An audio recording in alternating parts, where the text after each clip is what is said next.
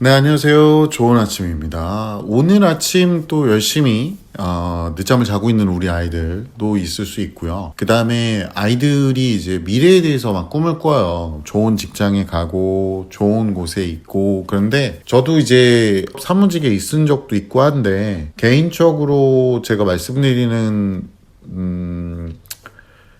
거지만 이 취업이라는 게 꼭 대기업만 있는 건 아니에요. 그거는 솔직히 대기업만 취업 자리다라고 하면 조금 맞지 않는 얘기고요. 제가 봤을 때는. 근데 이제 대기업뿐만 아니라 우리가 일반적으로 중소기업도 있고 정규직이 있고 비정규직이 나뉘죠. 학원 강사에 대한 얘기들을 여기다 좀 올리시는 분들이 좀 많더라고요. 비율제 강사님이 계세요. 이분들은 저랑 이제 오랫동안 하신 분들 같은 경우는 그냥 조인을 해서 서로 제가 이제 그 금전적으로 인원이 줄더라도 막 너무 빼거나 막 이러진 않거든. 그러니까 그 친구들도 입장에서 봤을 때는 원장이 코로나 때도 그렇고 코로나 때가 좀 이미지 쇄신에 좀 좋았어요. 저는 어떤 개인 사정으로 아파서 빠졌다든가 이래서 환불을 해준 구간이 있다고 하거나 아니면 2월 해준 구간이 있다고 해도 또는 애들이 나갔다고 너무 많이 나갔다고 해도 어느 정도는 제가 그래도 보존을 해주거든요. 너무 매몰차게 다 빼버리면은 답도 없고 뭐 교재비 같은 경우는 미리 안 거치면은 제가 이제 먼저 입금을 해드려요. 그런 거 같은 경우는 원래는 제가 걷어야 될 이유가 별로 없거든요. 담당 선생님이 자체 교재를 쓴다고 했을 때. 근데 이제 이런 것들을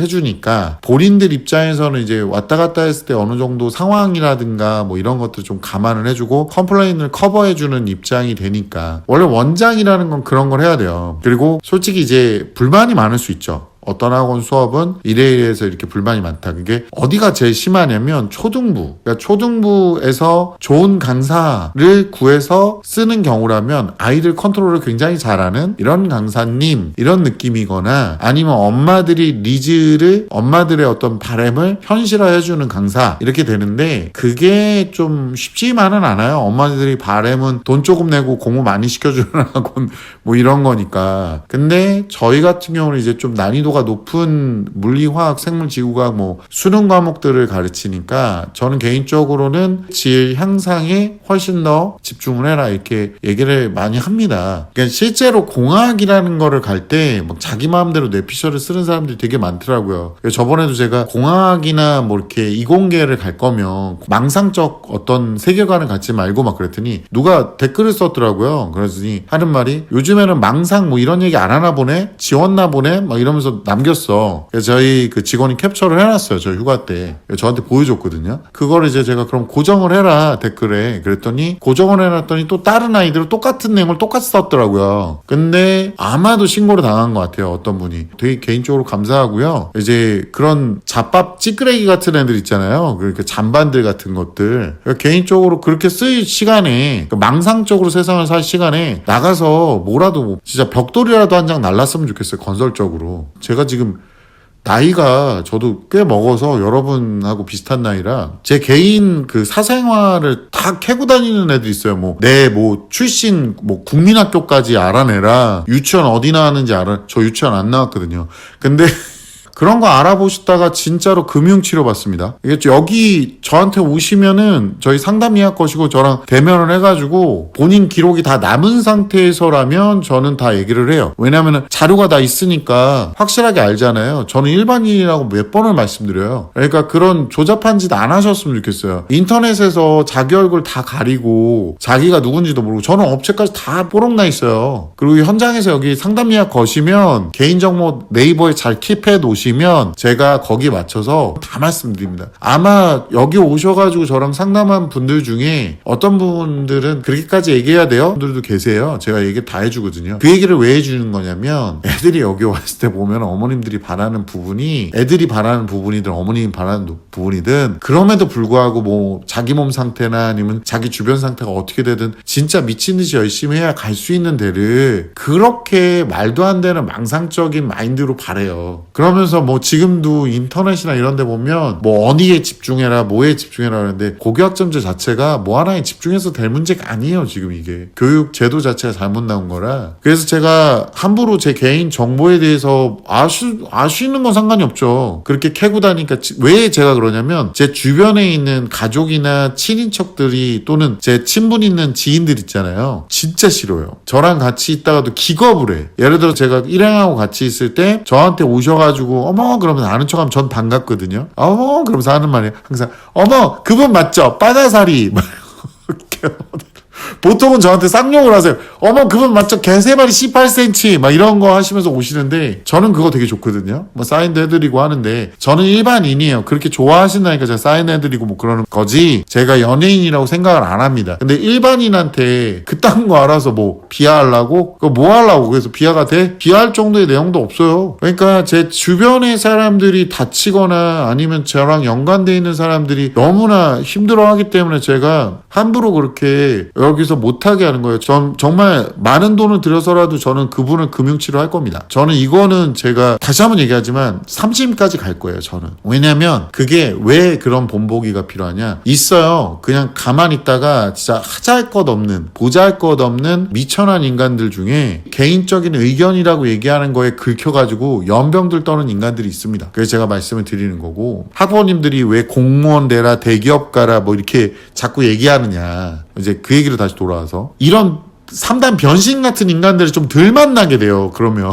그렇게 조금 집단이 좋거나 보호를 받는 집단으로 가면 근거도 없이 남을 해하려는 이런 3단 변신 같고 새우 젓밥 같은 인간들을 안 만나도 되기 때문에 그런 데 보내려고 하는 겁니다. 어떤 애는 저한테 저번에 와가지고 학원 강사를 하고 싶다고 얘기하더라고요. 내가 아주 주접을 떨으라고 얘기했어요. 왜냐면 SAN님께서 지방 특목 전문 학원에서 9년 근무했는데 지방은 아직 나이 많은 양아치 원장들이 많아서 4대 보험 X 퇴직금은 저거는 보전을 해야 되는데 왜냐면 비율제 강사가 아니면은 보통은 퇴직금은 당연히 나와야 되는 겁니다. 명절 참치캔 세트 저도 드린 적은 있는데 저는 보통 고기 세트를 드립니다. 주말 보강비 X 저도 주말 보강이라기보다는 횟수로 수업을 하고 있어서 덜 나왔다고 덜 주진 않는데 더 나오면은 만약에 이제 몰아서 좀 이제 수업이 없어지거나 그러면은 빼드려요. 그거는 이제 수업 자체를 쉬시라고. 저희는 회식을 안 해요.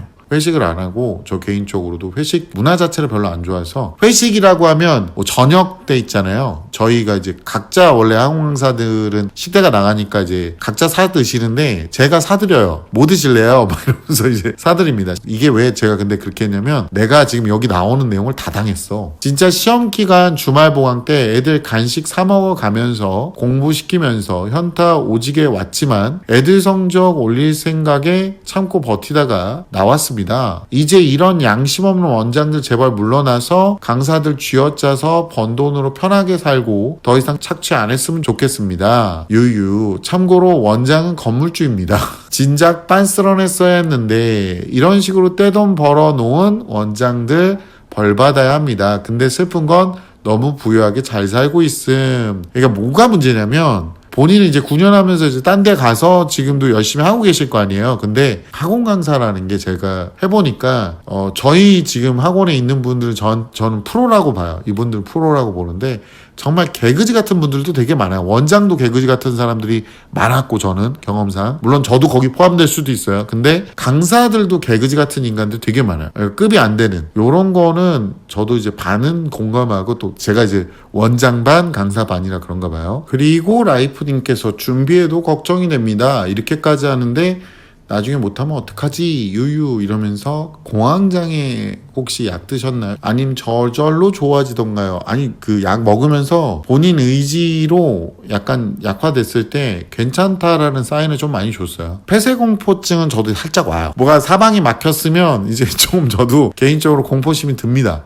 네, 그래서 여기 보니까 저는 몇 년 지나 폐쇄공포증까지 오고 여름마다 밖에 나오면 숨쉬기가 힘들어서 약을 먹어야 하나 고민이에요. 가족들이 롯데월드에서 3D 놀이기구 탔는데 혼자 죽다 살아났습니다. 처음엔 10초 재밌다가 밀폐된 공간이라 여기서 탈출 못하는 걸 갑자기 인지하고 순간 공포감이 압도를 했다라고 말씀하셨는데 안 타면 됩니다.